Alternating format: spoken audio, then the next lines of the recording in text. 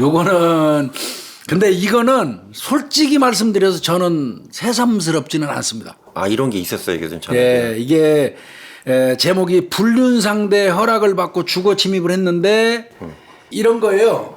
남편이 없는 동안 아내가 내연남을 집으로 불러들여서 집안에서 상간을 했어요. 네. 그때 이제 이 경찰이나 법원에서는 편법으로 어떻게 이놈을 처벌하냐면 네. 간통죄가 없으니까요. 네, 네. 주거 침입이다. 내 허락 없이 남편의 허락 없이 그 집에 들어갔으니까 주거 침입이다 해가지고 주거 침입으로 형사처벌을 했어요. 네. 근데 사실은 이게 편법이죠. 편법이죠. 엄밀히 얘기하면 주거 얘기하냐면 어느 남편 일방의 집은 아니에요. 네. 명의가 누구로 되어 있건 간에 남편으로 되어 있건 아내로 되어 있건 두 사람 공동재산입니다. 엄밀히 네, 얘기하면. 네, 네. 그 집에 누군가 하는 일방의 허락을 받고 들어가면 솔직히 해서 그 주거의 평온을 해야 하는 주거 침입죄가 형성되기는 어려워요. 네. 그럼에도 불구하고 그동안 계속 그렇게 했어요. 아, 경찰이나 계속 검찰에서. 그렇게 해왔던 거예요, 교수님. 예, 근데 이제 저는 솔직히 뭐 법학을 하는 사람 법학자시니까. 입장에서는 네. 아, 이거는 그냥 사회가 용인하는 형태로 이 죄를 그냥 생성해 주는 거지. 순수 법리로 갖다 들이댄다면 이게 맞을까? 그런 생각은 솔직히 했었어요. 그러니까 법리 해석이 아니라 법의 그 자구 규정만 놓고 보면 예, 성립하기 어려운 죄란 얘기신 거죠. 어려웠다고 저도 생각이 들었거든요. 근데 사회적 관념. 결국은 계속 그렇게 했는데 주거 침입죄가 성립되지 않는다고 대법원이 판단했어요. 깨졌네요. 그러니까. 네, 대법원은 주거 침입 등의 혐의로 재판에 넘겨진 남성 A씨 상고심에서 네. 500만 원을 선고한 원심을 파기하고 네. 사건을 인천지방법원으로 돌려보냈다 했거든요. 네. 이게 2018년 12월 달에 이제 불륜 목적으로 아파트에 들어간 거예요. 네, 네. 그 여성 집에.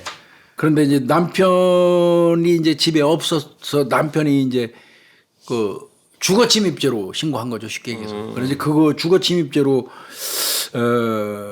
기소를 한 건데 네. 이게 주거 침입죄가 성립되지 않는다. 네. 이렇게 이제 판단을 했는데 주거 침입죄 그 어떤 보호 법익이 뭐냐면 주거의 평온을 해야 하는 범죄거든요. 평온성이죠, 예. 주거의 평온. 네, 그리고 이제 저 형사지만 또 민사하고 같이 또 봐야 돼요. 그럼 네. 주거라는 개념은 그럼 누구의 소유냐를 또 따져봐야 돼요. 근데 공동이잖아요, 부부는. 사실 엄밀히 얘기하면 공동인데 네, 네. 그러면 이런 경우하고 비슷할 수도 있잖아요. 내가 우리 집에 집사람 어디 저 목욕탕 간 사이에 내 친구를 내 후배 연건영이를 불렀어요.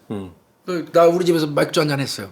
근데 집사람이 오더니 왜 내 허락 없이 이제 불렀어 그러면 뭐라 그래요? 아니 그거는 뭐 거기도 주거의 평온이에요. 그냥 술 한잔 하러 온 그러니까 건데. 그게 좀 네. 애매해요. 네. 이게 거주자 중 일부가 부재 중인 상황에서 외부인이 집에 있는 거주자의 승낙을 받고 거주지에 들어갔다면 주거 침입죄가 성립되지 않는다.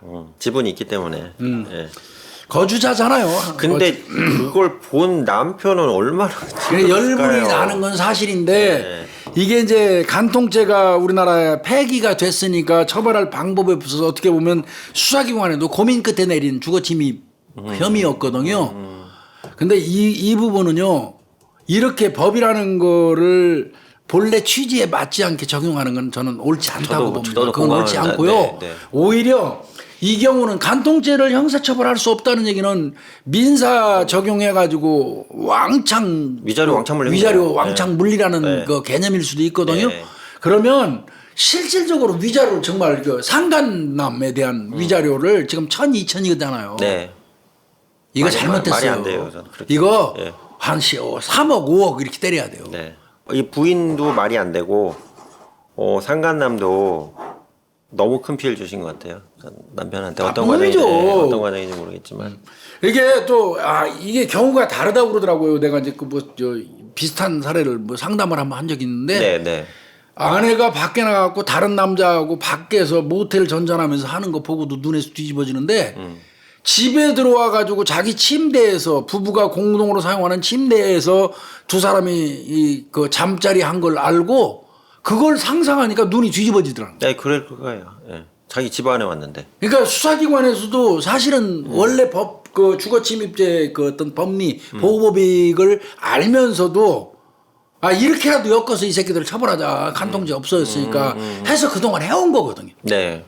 근데 이제 앞으로는 대법원 판결이 났기 때문에 상간남, 상간녀 이 사람들을 대상으로 주거침입죄로 적용하는 거는 아마 안할 못 겁니다. 하죠, 대법원. 이제 못 할 겁니다. 예. 그러면 속수무책으로 이거 그냥 이렇게 흘러가도 되느냐? 안 되죠. 안 되죠. 판사님들이 해줘야 돼요. 네. 판사님들이 상간남 소송이 들어오면 네.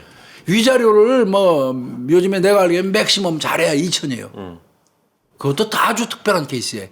그렇죠. 네. 어? 네. 적어도 그억 단위로 네. 바꿔주면 좋을 것 같습니다. 정신적 피해 보호 사항을 정확하게 산정하면 될 것 같아요. 예, 이거는 엄청난 충격이거든요. 예, 이게 입장 막- 바꿔놓고 생각하면. 못 살아요. 힘들어서. 그래서 이 부분은 좀 한번 생각해 볼 필요가 있겠다 네. 싶고요.